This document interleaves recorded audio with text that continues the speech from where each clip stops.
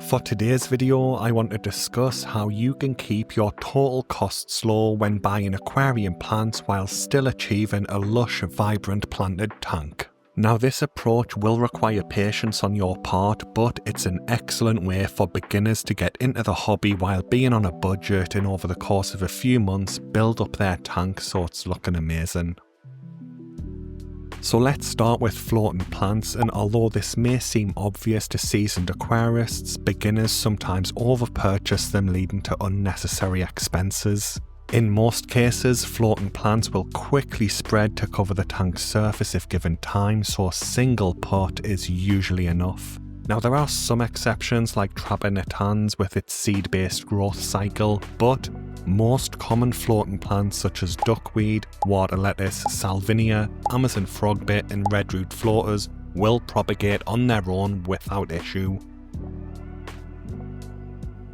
So there's no need to buy more than one pot, simply add them to your tank, leave them to do their thing, and you'll be surprised at how quickly some of these plants can grow. Because floating plants grow so quickly, a lot of people remove huge amounts of them every single month, so if you have a friend in the hobby, you might be able to get some for free to get you started, reducing costs even further.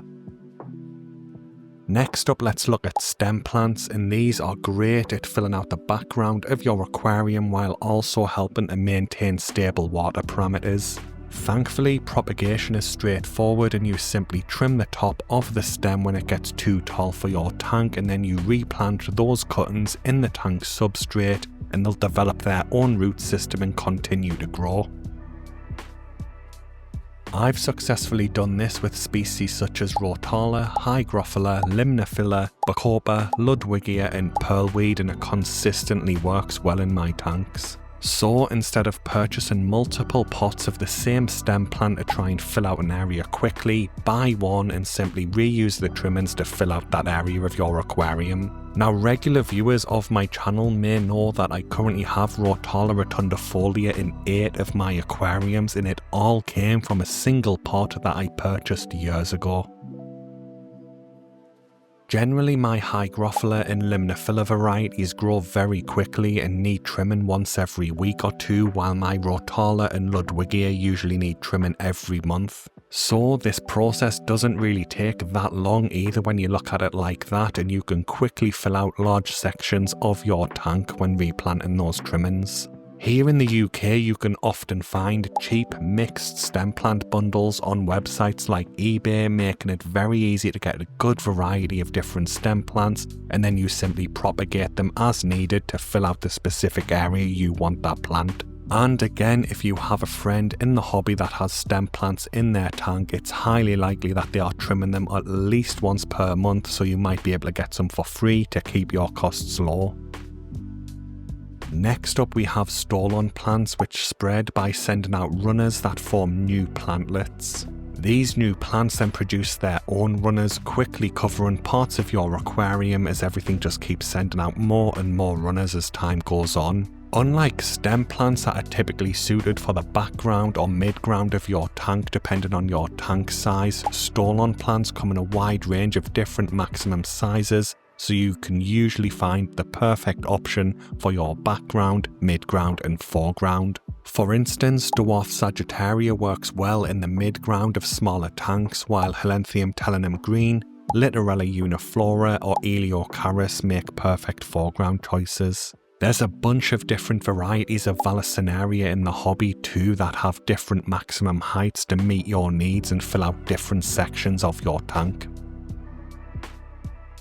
Personally, I'm not a big fan of the taller stolon plants in the hobby though, because you have to manage both their vertical growth as the plant gets taller and their horizontal growth as the stolons keep sending out more and more runners, which increases maintenance. Still, the smaller ones are great options because they don't get too tall and you basically only have to manage their horizontal growth. Now, I'm fairly new to dwarf Sagittaria and I've only had it for around 6 months, but so far I'm a big fan of the versatility of this plant for the mid-ground or foreground depending on your tank size.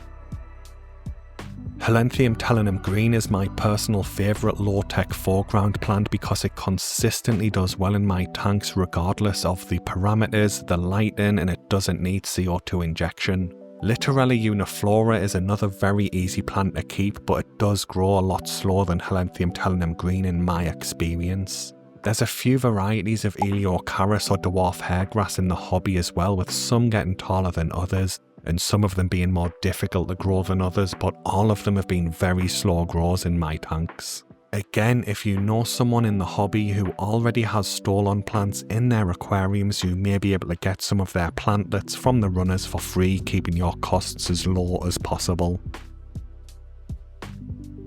Next up, I want to talk about moss, and there's several varieties of moss used in aquariums, with Java moss and Taiwan moss usually being the easiest versions to keep. Rather than buying multiple tubs of moss to cover your driftwood or rocks, start with a single tub, attach it to your hardscape and let it grow out, and then trim the excess and reattach it to the hardscape to spread it that way. This can save you a surprisingly large amount of money, especially if you want to cover large sections of wood or rock in your tank.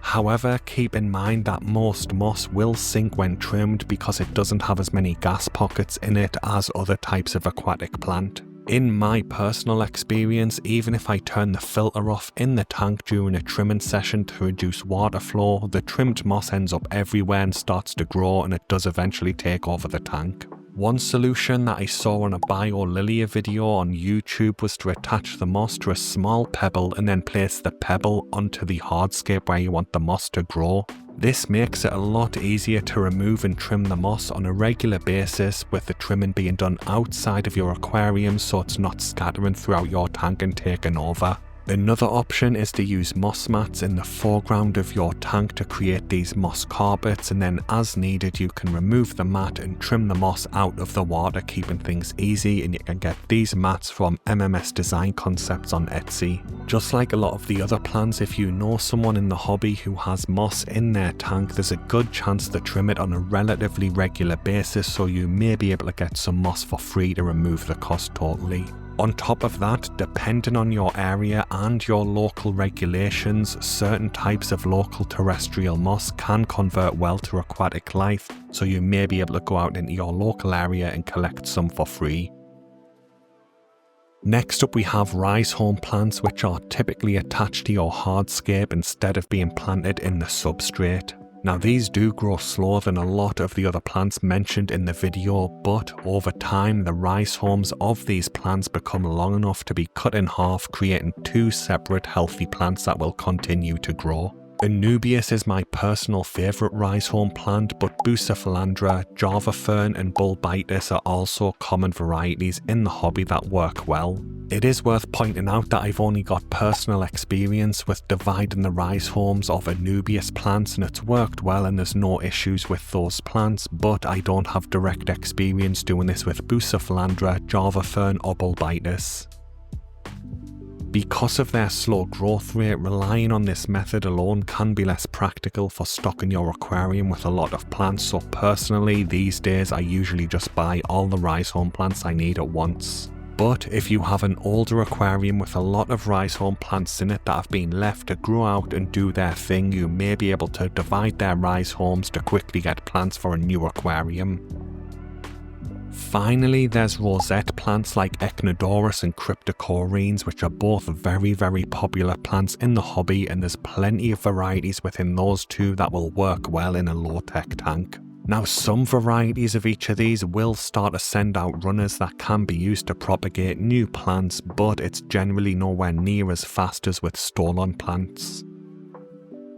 Another way to propagate rosette plants is with the division method. Now there's a bunch of videos and forum posts going over the theory of how you actually do this, but it's rare to find one who actually does it in front of you. This video shown on the screen right now is probably the best one I've personally seen so far, because it shows you how to divide the rosette of an established plant that's grown in your aquarium. Essentially, as the rosette of the plant grows out, smaller plantlets begin to form, and you can can remove these and replant them in your aquarium as needed. That said, many rosette plants do grow slower, especially in low-tech setups, so it can take a while before you can realistically do this. Additionally, you usually need to remove the mother plant from the substrate to divide it properly, which can be a bit of a challenge if you're using a tank with a capped dirt substrate and the root system has been left to grow out and establish itself. Anyway guys, that brings the video to an end. I hope it's been helpful, and I just wanted to share this to try and help people who are new to the hobby,